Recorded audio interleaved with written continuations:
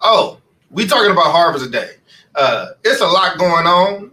We might be the only podcast not fully discussing Kevin. Uh, the beef with the comedians and Cat Williams and all that stuff. But before we get to that stuff, Harvard, what is going on the other side?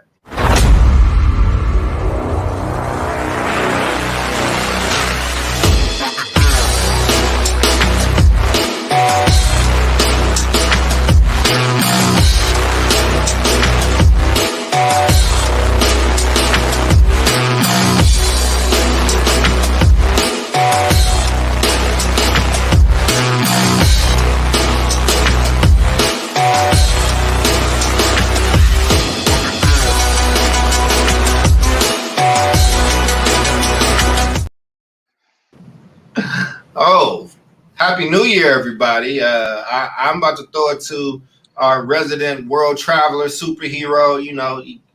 It's Clark Kent Superman days. I don't know where he's been, but our fearless leader today, our Harvard alum today. Oh, Uh, oh, his people. oh, Actually, let's just make oh. him a little bit bigger. What This do you is mean by my people? this is you know what this is what I mean by your people.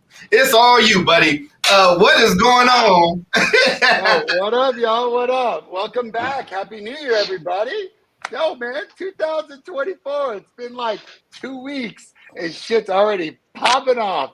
Look at David Castillo, the bearded knowledge, man. He can't contain all the things that have been happening. As always, it's Doc's favorite part of the show. I want to say hi. We're going to get into some very deep controversy today. I will be in charge of the breakdown, not only because it's my week, but considering we're talking about Harvard, these three cats, they were talking smack before the show, everybody. Talking smack about the Harvard people and the elites. But this is Jubilee and Doc's favorite part. We got to do a quick check-in. Ladies first, as always. How's everybody doing? Happy New Year, Jubilee. How you doing? Centaur 12. Happy New Year to you, too. Happy New Year. I'm so happy to be here. I am great. I spent the month of December traveling to Aruba. Then we went to Orlando. Jamaica. Ooh, I want I to take it wish, to Jamaica is Aruba, really one of my, Bahama. it's my mom's birthplace, so it has a special place in my heart. But yeah, a lot of sun, more sun than darkness and coldness in December, and I spent a lot of time with my mom, who was visiting with me for several weeks, so that was great.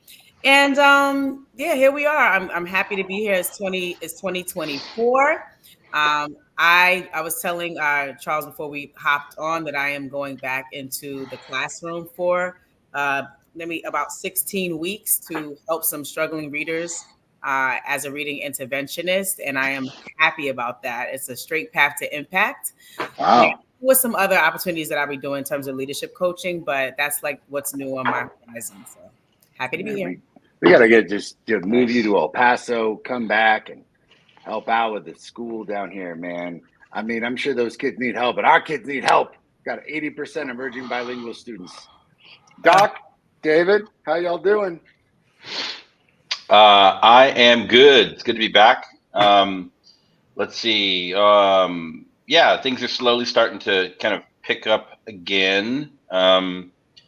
And the break was good. Came down with I got COVID, and then right after COVID, I got a flu, which was much worse than COVID. Had me down for like a week, basically. But was able to recover and got to spend some time out in Joshua Tree National Park, which is in Southern California near the Mojave Desert. Beautiful, beautiful location. And what else did we do? Just a lot of like family stuff, a lot of outdoor stuff. The weather's been really nice. And also it was good. My son had a 3-week break from school, and I had a 3-week break as well, supporting him. So, the last couple of months have been tricky, but we're starting to pick that up again at school. Probably having to do too much work as a parent. Well, there's never too much work, but I'm trying to get his school to do their part as well, and that's the challenge. But Look at that. yeah, All in all, it's good. Seems Bro, like you should this. go and talk to them. Be like, yo, man, I used to Yeah, run man. schools, brother. Believe me. I used Believe to me. run these things, man. You sitting here Exactly. trifling. I talk that shit. Exactly. Yeah, man. Do you know who you're talking to? And yeah, the I news don't, has been man. interesting as of late. You know, with this topic that we're going to talk about today, and just I mean, everything seems like such a big scandal, and maybe we'll see at the end if they're all connected or not. Escándalo. Es un Mhm. escándalo.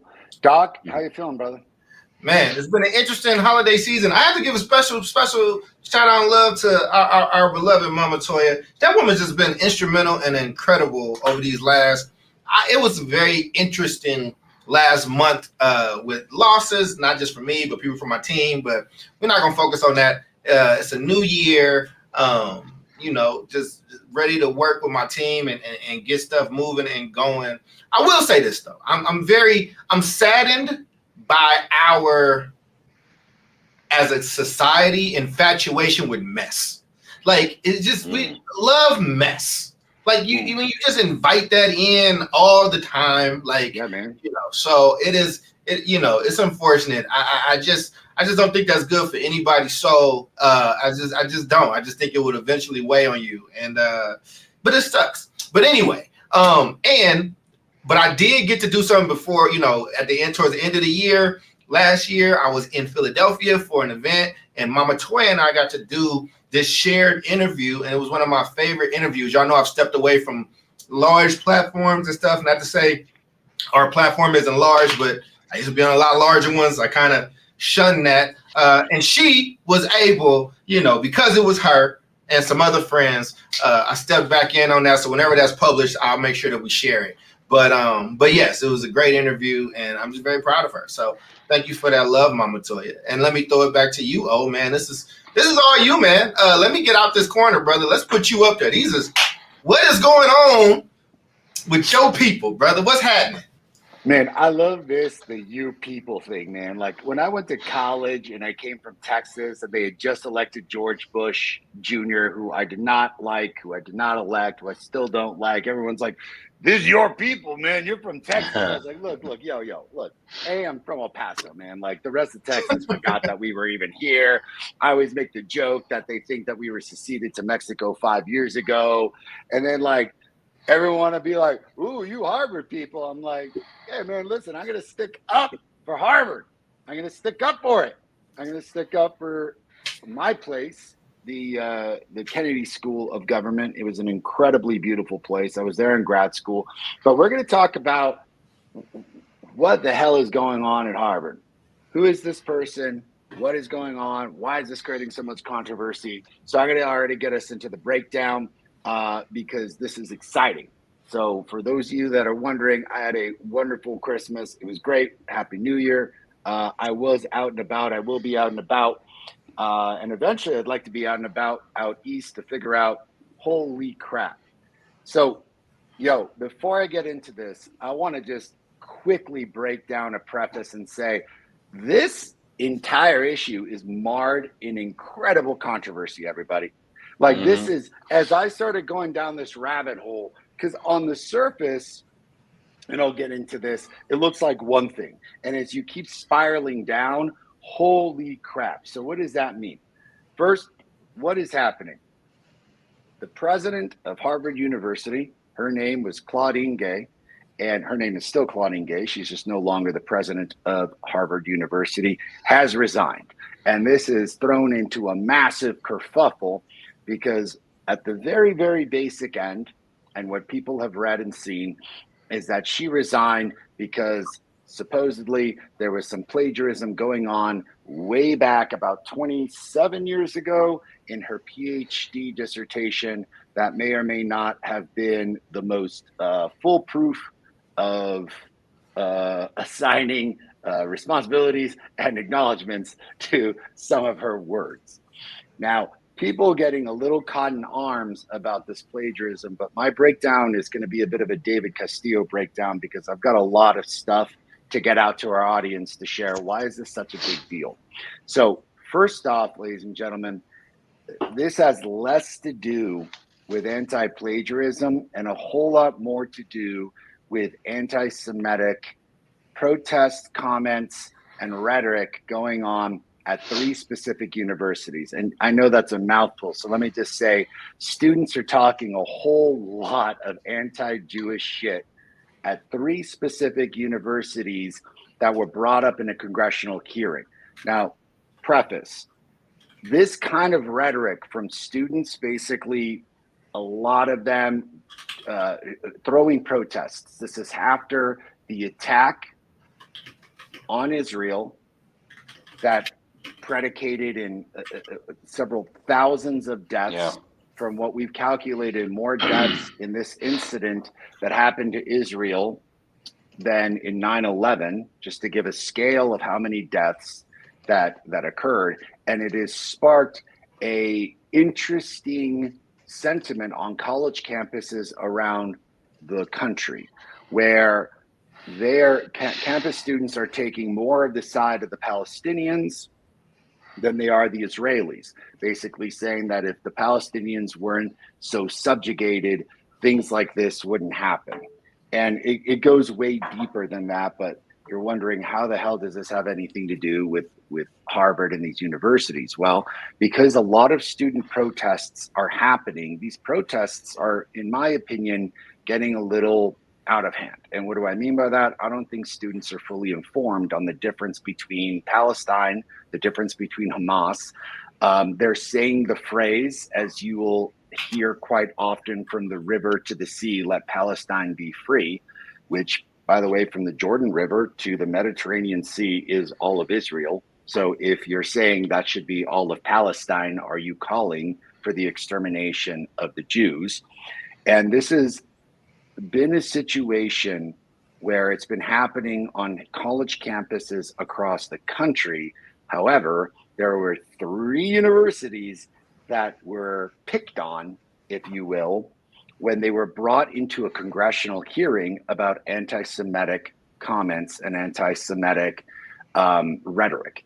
Those 3 universities, ladies and gentlemen: Harvard, which is my alma mater for grad school; the University of Pennsylvania, which is an Ivy League; and MIT, which is not considered as part of the Ivy League, but Ivy League-esque, meaning it's one of those elite universities. Why those 3? Because those 3 are elite and considered to be elite, meaning, let me rephrase that, considered to be elite, meaning they generate headlines, man. People know Harvard all the way and from Argentina to Tibet. It is a well-known university, as is MIT, as is the University of Pennsylvania. Now, 3 presidents were brought into Congress to testify about this anti-Semitic rhetoric.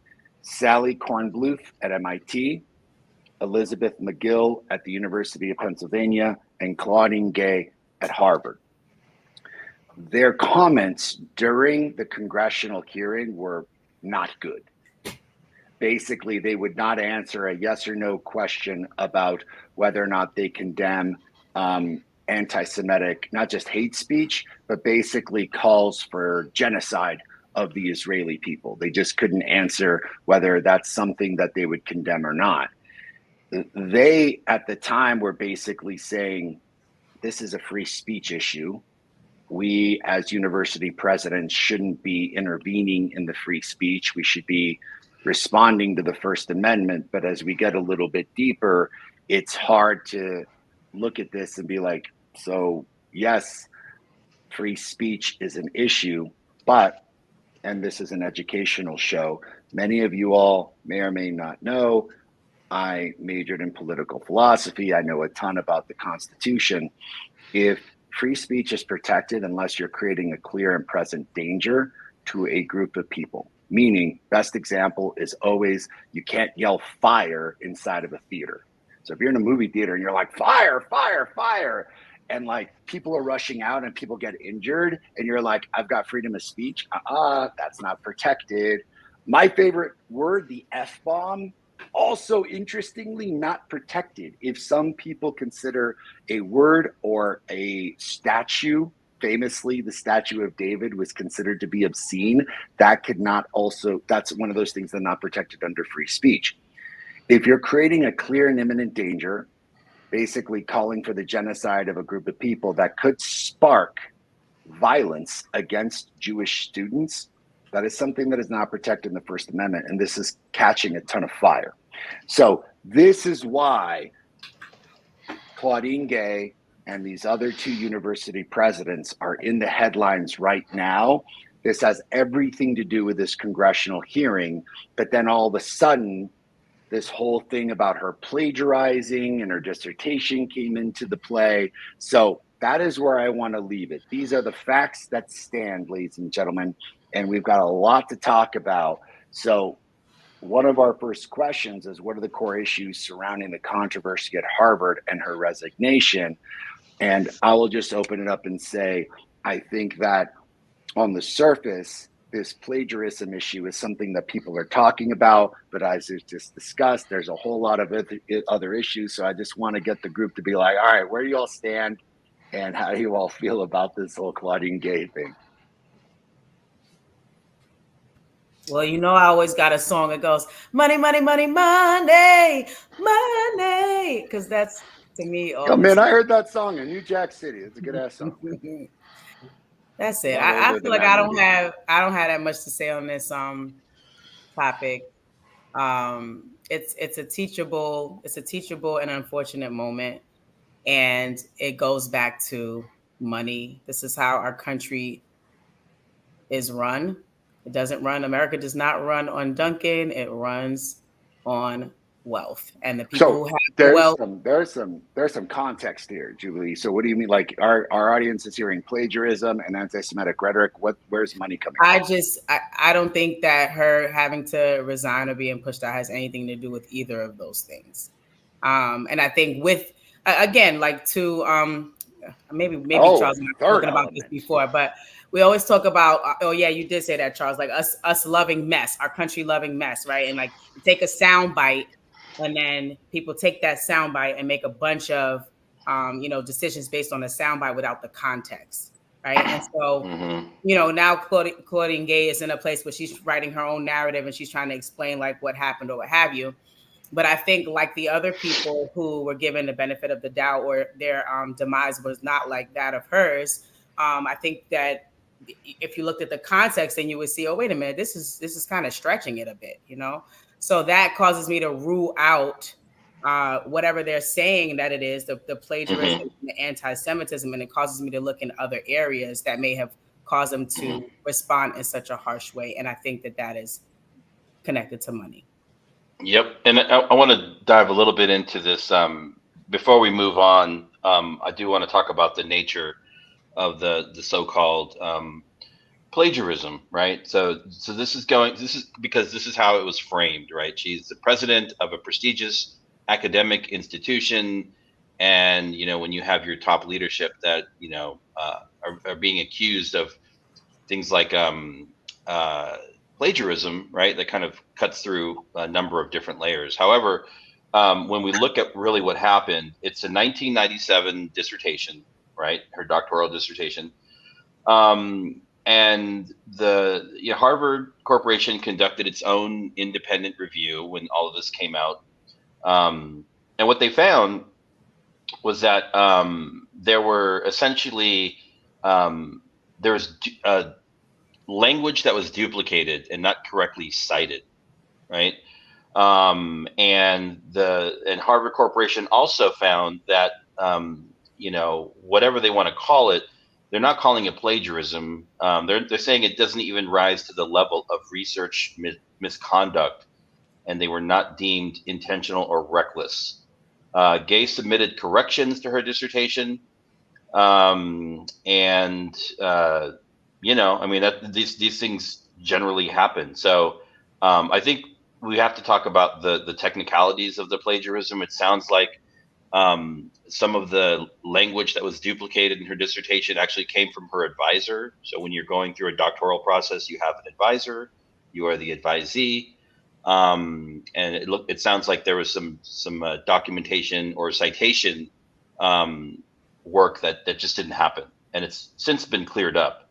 So to ask the question, like, was it real authentic plagiarism?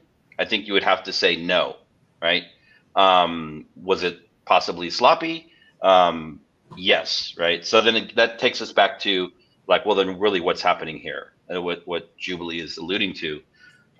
Something that happened in between this hearing and now, like the next thing that happened after the hearing was the anti-woke machine went into basically look her up, look up her background, research everything about her, see if they could find anything on her, and they found something, right?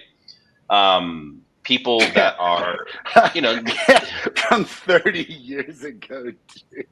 I mean, people. That's like digging up the fact that I didn't pay a late fee on my library card back in 1987, dude. It's insane. So and it's not. People just didn't find it. Like people went out and looked for it, and they found it. They turned it into a campaign against her. People like Christopher Rufo and all these kinds of people. Who is that? It was orchestrated. This whole thing was orchestrated, right? They went after her. And now, here we are, right? So, yeah, I can add some context to that. Also, I want to show some love. We got a lot of people. Alonzo showing love there. Dr. Simmons. Also a bit of good news that's happened in the new year from what I've learned. Friend of the show who's come on and co-hosted with us and been a guest multiple times. Ray Ankrum is no longer Mr. Ray Ankrum. It is now Dr. Ray Ankrum. He has finished his dissertation. Right. So let's show. We're gonna check it. We're gonna look through his dissertation. I mean, yeah, you can look. Yeah, exactly. Read it.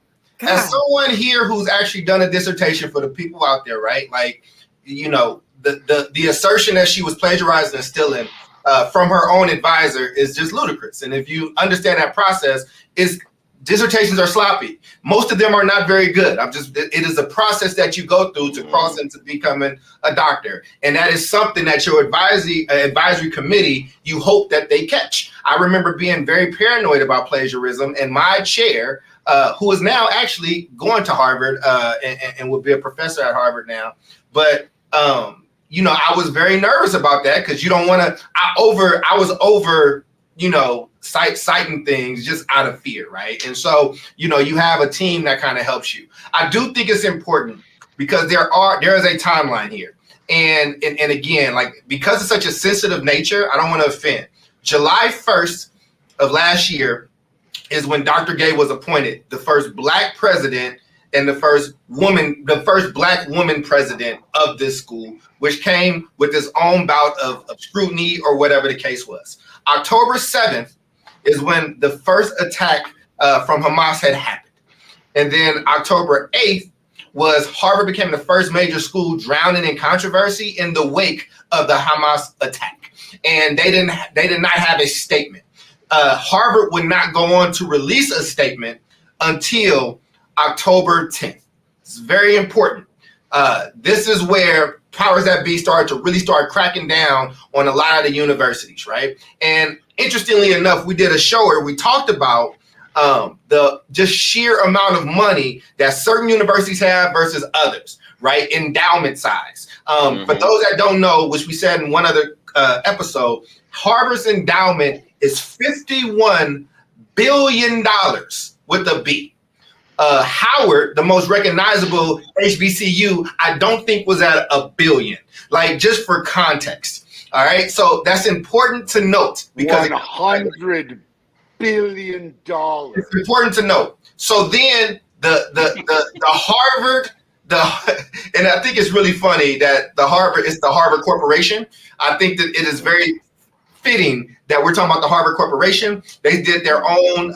They started doing their own investigation. These people get called to the congressional hearing, which you talked about, and they were not happy with those three leaders' responses. And then the witch hunt began. Now, two of those people have resigned. One did not resign because the attacks on this other president, you cannot call this other president anti-Semitic because they happen to be Jewish. So there were a lot of lessons. There was a lot of, and then they wrote these letters of support. Her university supported her. She came with some harder, condemnations of things along the way, but eventually she would resign. I just wanted to make sure, because I know people with this type of topic are definitely going to be hunting to make sure we were factual and just saying what happened without any thoughts or anything. That was everything I just said was reported. Now I'll go into, I guess, the thoughts of it, right? I learned some lessons in this. And in this, I learned that, also, Harvard lost $1 billion. So people pulled their funds, including people, what was the brother's name? Ken Griffin, who gives $500 million a year, took back his $300 million that he had given thus far at the time. His name is on the side of the building of the Grad School of Arts and Science, and he demanded that action be taken. And a lot of people demanded, and not just big donors. There was a large protest of alumni that said, I'm going to donate $1. I'm going to change it. I'm going to donate $1. So they eventually lost $1 billion and counting. We actually won't know the full numbers because universities don't publish their endowment or their fundraising efforts until the end of the fiscal year, and they're on business fiscal year. So that'll probably be June, July. So I learned that money talks.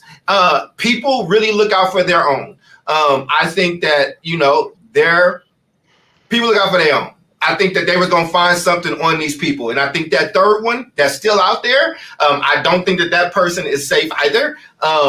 They started to dig into this, and this is the thing that stuck. And I think what is so egregious for a lot of people in that there's a lot of feelings. This is a Black woman. I think people felt like she was unprotected. I think that there was a lot of people that, would not stand with her publicly when she needed it at the time. I do know that to her credit and to her benefit, there was a parachute there. There is a nice golden parachute there, but the issue is still like, how are people like being protected in these moments? Purse power is paramount. People can talk about morals. They can talk about standing on business. They can talk about all these different things. Now, this is the difference between like I am jealous as a Black person. I am jealous. Black Twitter will drag you. They might humiliate you. They might, have jokes and memes about you. But there are other groups. Shit happens. And things much doesn't have to be said or done. For Rufo to catch the fire, I mean, the way that he caught it to get this person out of here on these very, very weak charges that even when they looked at the charges, they did not stand or hold up, I think was a problem. And David, can you handle the comments for me while I'm giving this last little point? And then I would say the last thing that I learned out of this and that everybody should learn is that powerful people focus more on impact rather than intention or how the game is played. Jay-Z said it better. Moral victories are for minor league coaches. What that means is, people, is that there are people that don't care how it gets done. They don't care what has to happen for it to get done. Mm-hmm. If you can't get her on the anti-Semitism, get her on the plagiarism. If you didn't get her on that, get her on something else. It is the same play that I think that very, very conservative Republicans are planning to run in the next election. I don't think this is why they don't care what Trump's background is. It does not matter, these criminal things. They want to win. And I think that there are some groups that want to win a certain type of way, but they feel better about the process and the morality and how they play the game. And I think that there are some groups, not groups, but they're just individuals. And I'm not characterizing anybody. I'm just pointing out, like, there are people that run this world, that run this country, that say, we're going to win by any means necessary. And they mean it. And they absolutely mean it. And so I think there's been a lot that's happened here. I have different thoughts. Just that side, I think, is complicated and nuanced. I also don't really care about the Ivy League. The Black people that I know, the Black people that I love, Miss Helen, my aunt, the people that feed me, that take care of me, have no idea what is happening or going on at Harvard, and they never will care. And guess what? Harvard doesn't really care too much about them. And I think that also, this woman was wronged, and it was terrible what had happened. It was racist, and it was targeted. And I want to name that. And she's also about to get $800,000 as she goes home. And I also think that if Dr. Gay, and I will ride for her however you all need me to. And I know that Dr. Gay can go to almost any HBCU right now and step in, and they will make room for her as either president or whatever she wants to kind of step in. And I think it draws a larger question. Should we keep putting our eggs into these elite baskets? By the way, a third of Harvard's funding, when it was started, there's a report that we can post, is off of slave labor. A third of it. Three of the five initial larger donors that's helped start Harvard made most of their money in the slave trade actively.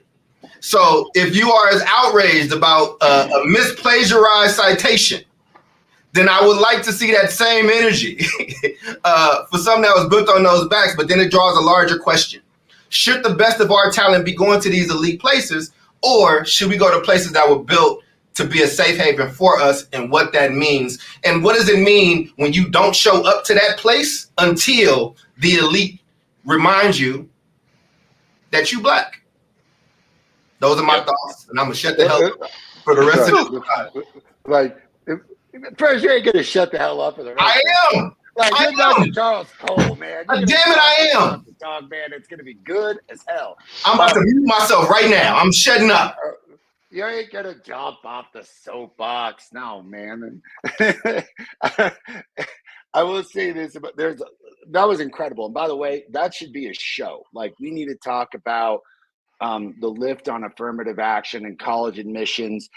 Charles, I think you posed one hell of a question that I need to write down: is should our talent be going to these places that don't care for us and maybe tokenize us a great deal, or should our talents be used elsewhere? I just want to make a note of that, because I think that's a dope ass show, and I think I'm going to write it down right now, because that coincides so much with students right now going through the college process and deliberating about, is race something that I should be worried about? Is something that is a grace and something that is a point of pride, or is it right now looked upon as maybe a negative? Like, should I not be announcing my race in the college admissions process, because has this become such a hot button issue that people are very confused about whether or not it is a positive or negative? But I just want to put a stamp on that. I got a lot to say about what you just said, but as a gentleman, man, I want to open it up to David and Jubilee first to react, because I got a lot to say. I'll go quickly, because I feel like I keep going. I keep wanting to talk about the actual facts of what happened. And so I talked about the plagiarism issue. And I kind of want to go back and talk about, why Dr. Gay ended up in hot water coming out of that congressional hearing, right? And so the way that it played out is that she and others were being pressed on the limits of free speech on campus, particularly the use of chants like intifada, which essentially breaks down in Arabic as an uprising or rebellion, right? It's not an American value. And also, the use of the phrase "from the river to the sea," which Omar brought up earlier. And I think maybe some words were left out, which Dr. Gay then corrected a couple of days later. But at that point, the ship had sailed, the machine was in motion. But it centers around these two things, and I want to focus on, like, from the river to the sea, right? And so, you studied at Harvard. We've all gone through, a U.S. history course. We've memorized and sang songs. I think one of them happens to include the phrase "from sea to shining sea," right? There's also this American concept or idea of manifest destiny, right? An angel guiding, the early Americans on their westward adventures and journeys through lands, keep in mind, that were already occupied by Native American peoples, right? So I think it's, that thought just came to my head, like from the river to the sea, from sea to shining sea, manifest destiny. These are all basically the same concepts, but it's interesting because they, when used in the wrong context, apparently people feel threatened, and these terms can be weaponized to, in my opinion, squelch free speech. So I just wanted to put that out there as a former history teacher as well. This is the kind of thing I would like drill down into.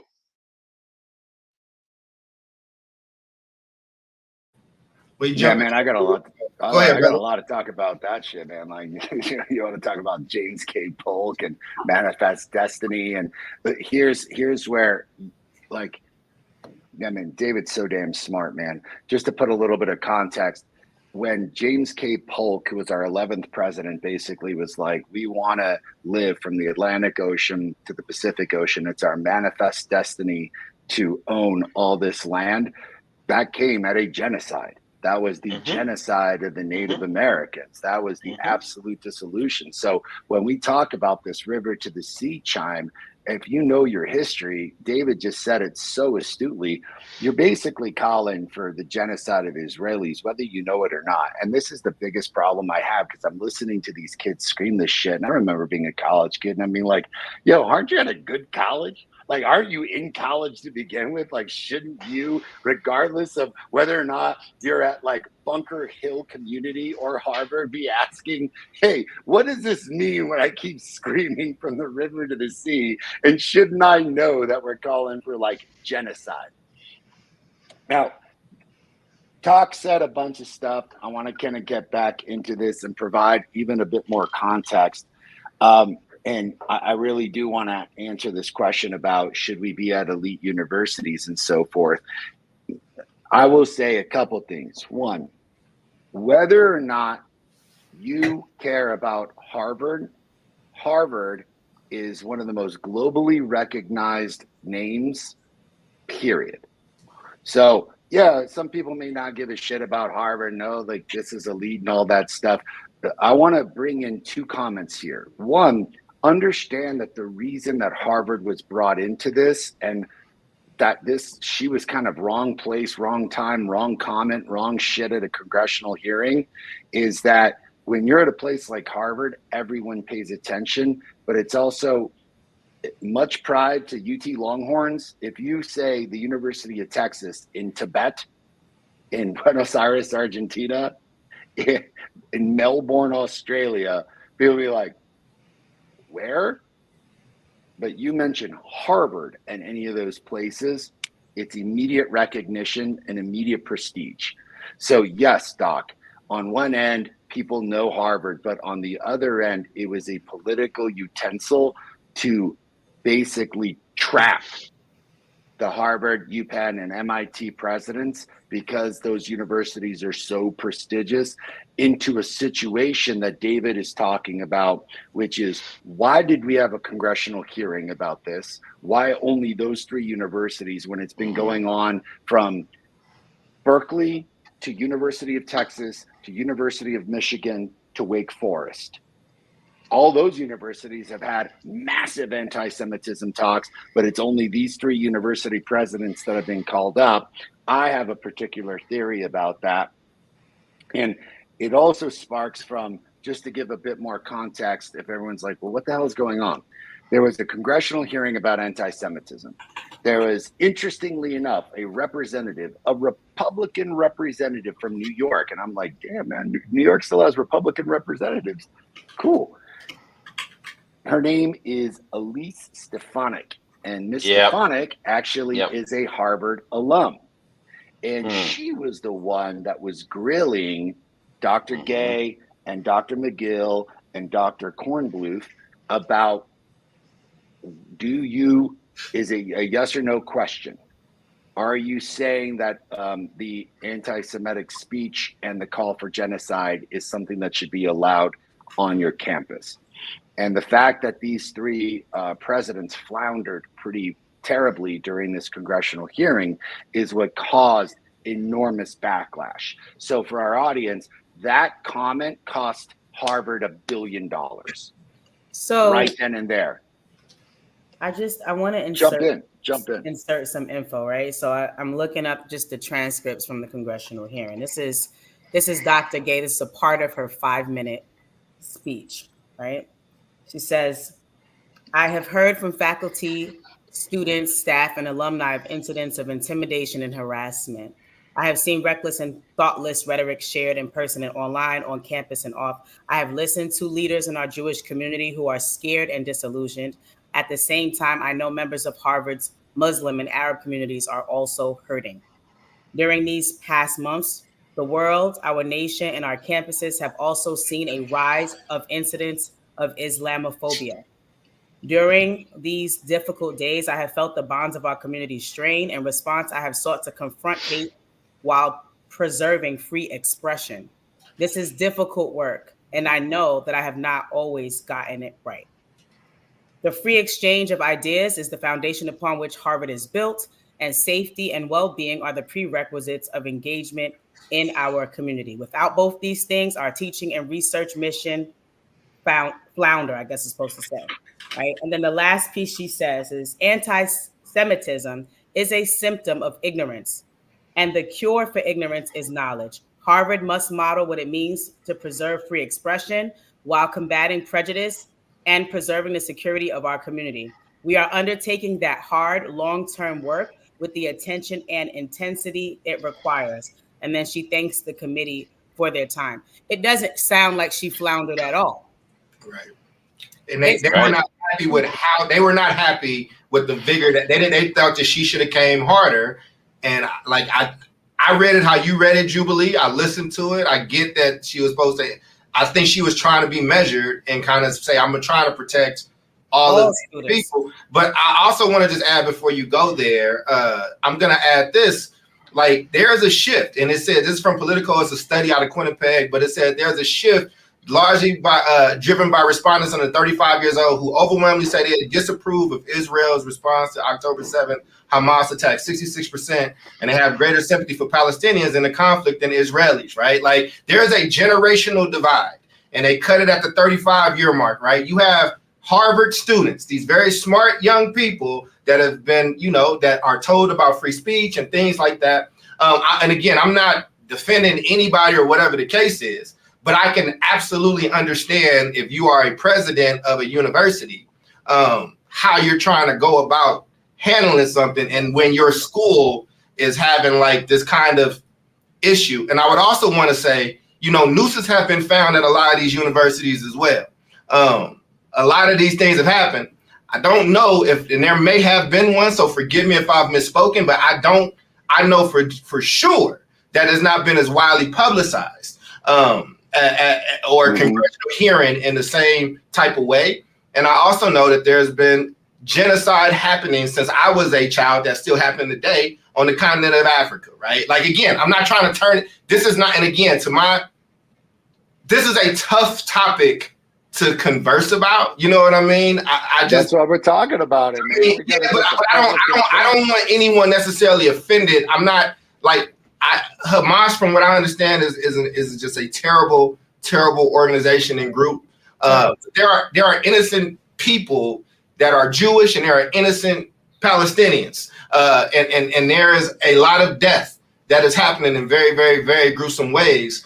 I'm not surprised that these young people and these students are taking up the kind of way they're taking up. And again, as David just went through, I don't think most people know that saying. I think people are chanting something without understanding the overtones of what that necessarily is until somebody tells them, because when were they going to learn that?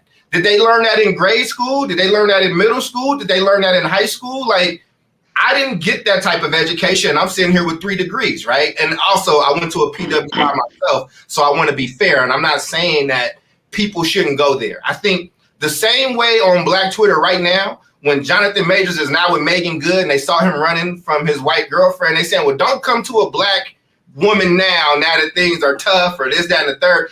To be honest with y'all, I don't care who you date. I don't care what race they are, any of that stuff. I think that some people are going to have similar sentiment to Dr. Gay saying, if she does go to a HBCU now, like we wasn't good enough for you at this time. Like, why would we be good enough for you now? And I would think that would be unfair and unruly. And I think all this is unwieldy. All this is mess, like I started out saying. And I hope and pray that she actually ends up at an incredible HBCU institution and makes it better if that's what she chooses. And if she all right, cool. I just want to make sure, I just make sure I say those things because I'll get drugged. I want to agree and disagree. So like, and let me come around to this because I think that President Gay was specifically targeted, and I'll get to that because this was David's comment. A couple things. Omar, you brought me and Jubilee together today, brother. It's a beautiful thing. Good. We have never. Oddly, I love that y'all are together because I'm actually gonna, for once, man, disagree. She fucked up. She floundered. That comment. Hear me out. Then go ahead. Hear me out.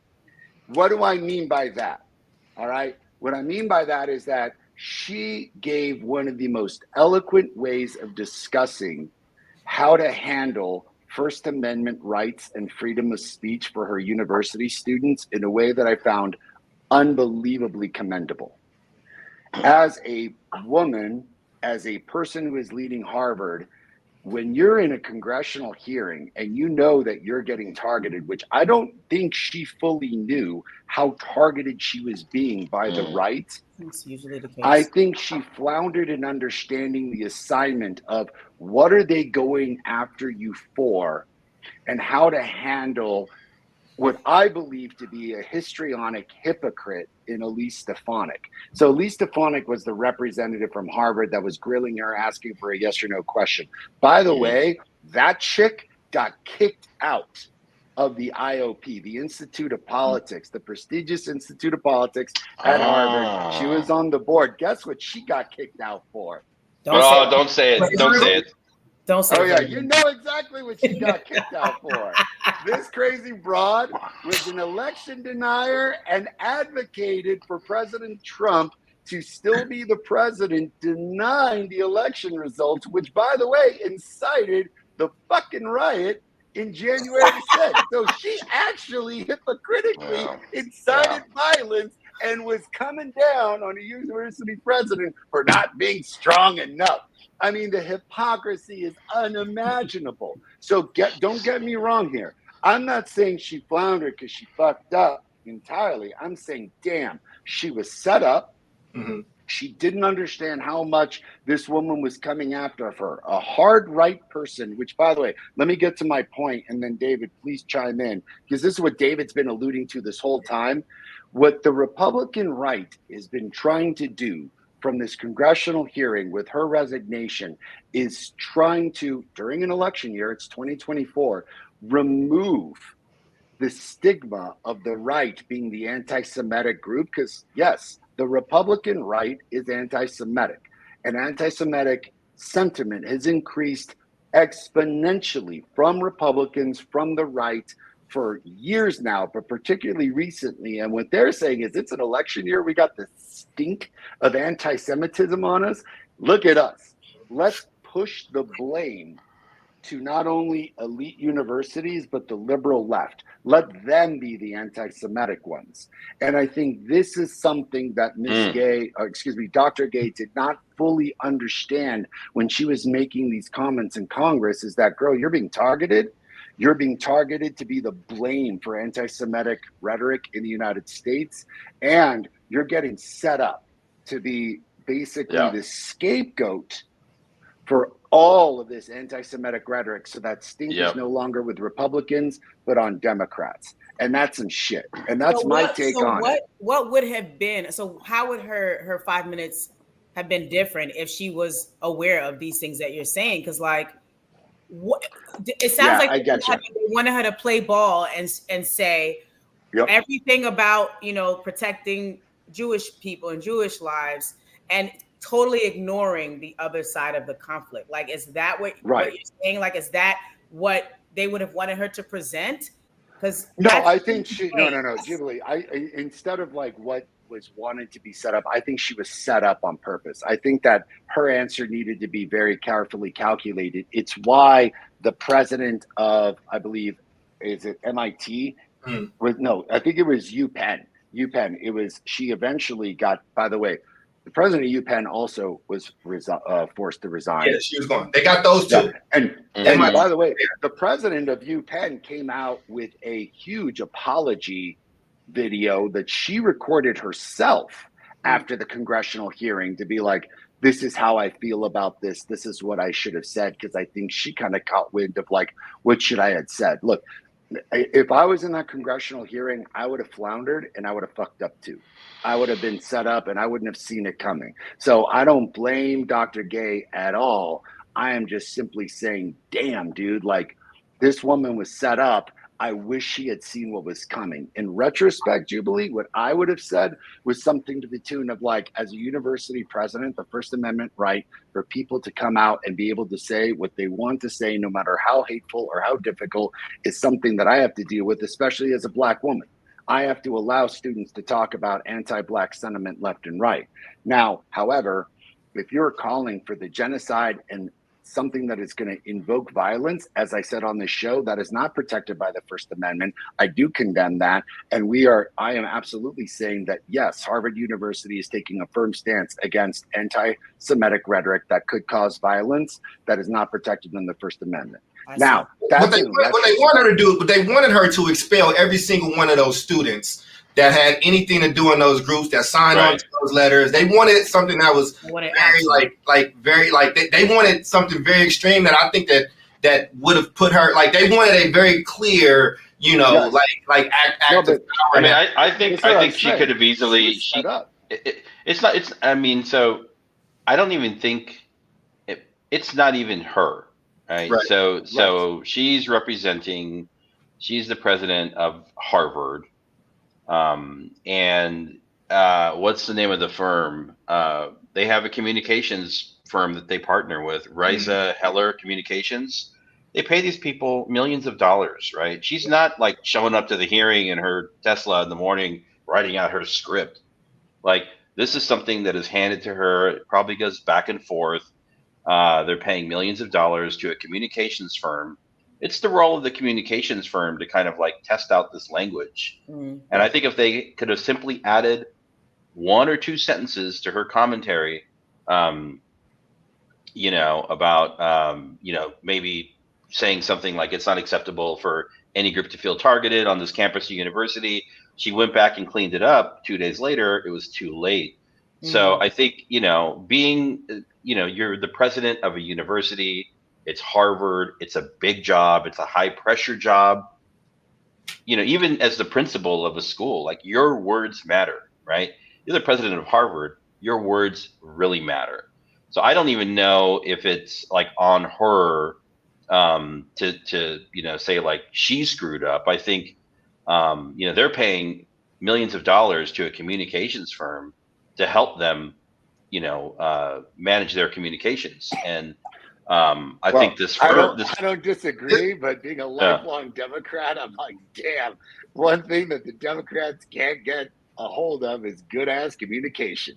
I'm telling you, man. But I don't know if there was anything that she could have said if she did not go super Saiyan and scorch that earth and just really be like, this is where we're at. And I think people said, we need to remind you, like $1 billion evaporated into thin air. Like, again, the first thing that I said, there are two things to take away from this: that powerful people focus on the impact rather than the intent. So regardless, you're going to do what the hell we need you to do, or you're going to be gone. Like, it just is what it is. The same way that when Roger Goodell didn't like the coach for the Raiders, and they did all this probing, he the only one who has some racist stuff in his email, and then the probe stopped, right? Like, powerful people get results and powerful purse strings. The second thing is, I do think that she knew she was being set up because she's a Black person. She is a powerful, successful Black person. She is a powerful, successful Black person with a white husband. She is somebody that, listen, man, I feel like I'm being set up all the time.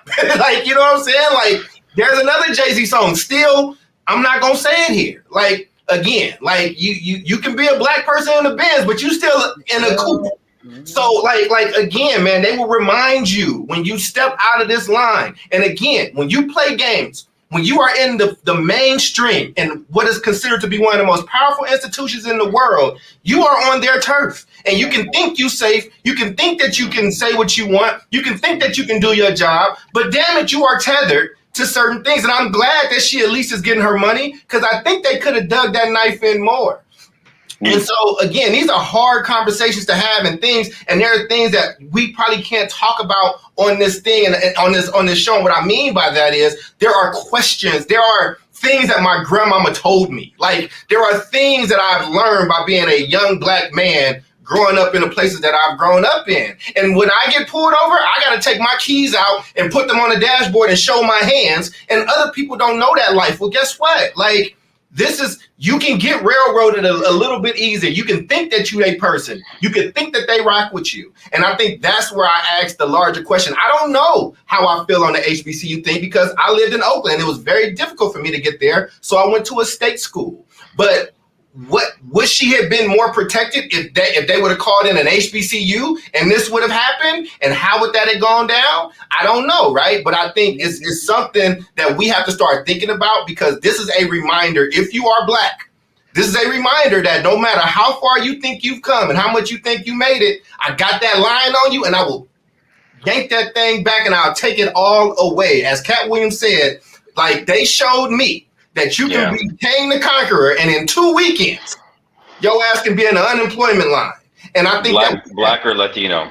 And brown. And I think that there's other groups too. I'm not trying to exclude anybody. But I think that as a Black person, I've seen 2 examples happening simultaneously where 2 people have gotten railroaded. I also saw a man running from a woman down the street. Away from her, and if you flip that around, his ass would have been under the jail. So again, not to get emotional, not to make it super Black racial, I think this is one of the best shows we've ever had, to be quite honest with you. But I think it's very, very difficult. And again, to the Jewish community, to Palestinians, I'm ignorant on a larger scale about this entire thing. And I do want there to be some type of peace. And I know that there are things that I don't understand. So hopefully I've not disrespected or offended anybody in any of these groups. But as a Black person, I'm watching this, and it is fucking with me deeply as a Black person. And I don't even rock with Dr. Gay like that, aside from this issue that's happening, because I want to go back to not caring about Harvard. One quick interjection, then we got to go do this. I know. You asked a quick question, but the teacher in me can't hold back, and I want to just, for our audience, kind of state what's going on, and I want to answer one of Alonzo's question. Hamas was a political organization that got started, I believe, in 1996. Maybe it was 93, but I think it was 1996. They were a political organization that were actually pretty midline and were advocating for a peaceful solution, even talks about the 2-state solution. That has gone completely awry now. They are a far right-wing, radical terrorist organization now, under the guise of a political party that is essentially, calling for like extermination. It does not let Netanyahu off the hook, because he's a far right winger that's like, we gotta do what we gotta do to make sure that we don't get exterminated, including killing a bunch of people. Not something I advocate for, but this is something that our students don't understand, is that the Palestinian people are looking for a peaceful solution.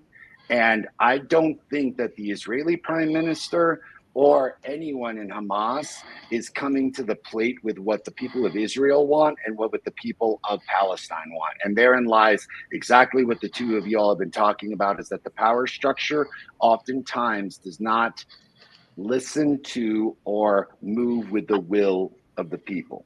And this coincides directly with this Dr. Gay thing. You couldn't have put it better, is that there are very strong marionette strings when you're the president of a university, especially a place like Harvard. You're going to do what we need you to do. You're going to raise money. You're going to up the profile. And if you get out of suit, you will become the sacrificial lamb. And I unfortunately think that these 3 folks, particularly Dr. Gay, were set up. Yeah, I think that the far right-wing Republican side of the party were excited to set them up, become their scapegoats. And I think it's a damn shame what happened, because they became the consequences of a political motivated agenda. And that just sucks altogether. Like, it just blows and it's shitty. And I think you're right about being black or brown in this country, and that's why we got our show. Last thoughts, dude, because I mean we're already over time, man. Oh man, you did a good job, man. It's like a crazy ass show. I'll go first. I was had a conversation with Charles the other day. We were just kind of, just having a conversation, and towards the end of it, I had this moment where I told him, I said, well, I think a lot of us know who our Jewish friends are now, right? Because we've seen a lot of people that we interact with, that we work with, like social media, have been very vocal about what's happening in the Middle East, right? Some people that I didn't know were Jewish, and some people I didn't know, were so passionate about what's happening over there. So I think that's good. I think the other piece I wanted, so this is about so many different things. It's not about plagiarism. It's about racism in the United States of America. And it's about racism in the Middle East as well, right? So I want to bring some data forward for you all to consider, because this whole conflict over there has me sick to my stomach, and I just don't know what I can do about it, except talk about it on the show. To date, there have been 23,000 casualties on the Palestinian side, right? Somewhere about 8,000 or 9,000 of those being children, right? To date, there have been about 1,100 casualties on the Israeli side. So what we saw as an initial surprise attack, from Hamas, which was totally uncalled for and unjustified, has been, we've seen this out of magnitude response, right? Which continues today, right? So when we get to this point in time, if we're actually going to have an authentic conversation about Jewish people feeling safe, and about, Palestinian people being safe, and people being able to vocally advocate for the freedom and emancipation of the Palestinian people, we actually have to look at what's going on there. And again, 23,000 people in Gaza have been killed since the start of this conflict, versus 1,200 on the Israeli side, right? That's some bullshit. And so, and everything else just gets kind of caught up in it. And there's a casualty here. Dr. Gay is a casualty of this whole thing, right?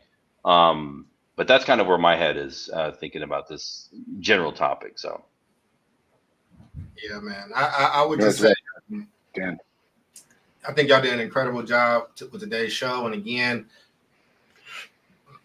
I understand, man. I get, to my Jewish friends and Jewish people here, man, I understand. I pray for you peace. I get it. And to Palestinian folks, again, I'm ignorant to it to a certain degree. I hear things and whatnot. But I know people on both sides of that thing is hurting. There's a lot of deep rooted beliefs there.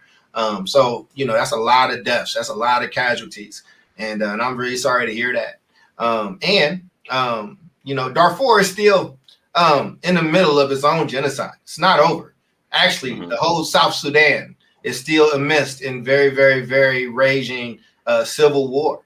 Myanmar is enraged right now in civil war. If are we as a people, and I'm not talking even the Jewish or Palestinian people, because they are in check with themselves and but for the rest of the folks that are now caring about genocide and things like this, some simple Google searches.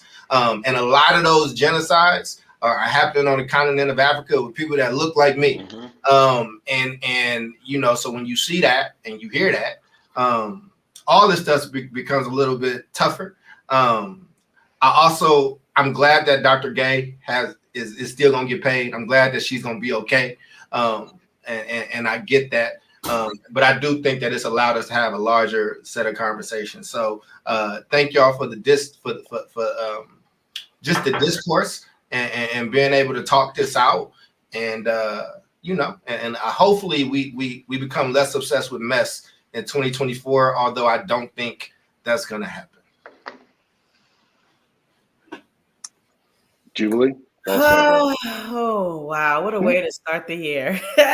Yeah, hell yeah, man. Coming out hard. Just a couple of thoughts back to my first point about money. Like Dave, you said racism, which I think, you know, it definitely is a huge part of it. And I think money might even supersede race in this situation. Like, there's a quote, I didn't get to actually look at who said it, but it's simple. Money rules the world to the end. And I think that money coupled with like ownership or perceived ownership, when you think about Harvard and these other elite spaces that were founded on certain principles, regardless of who they let come through the door, regardless of who they let think that they were in charge, right? From this, we understand that these are all figureheads. And for as long as you say what we want you to say, and as long as you play to our, you know, to our beliefs and advocate for the things that we say, right, based on that are connected to how we founded this space.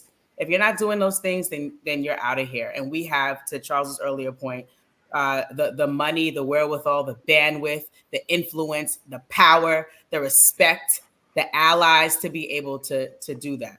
And yeah, and like I think, you know, the old people say when somebody shows you who they are, believe them.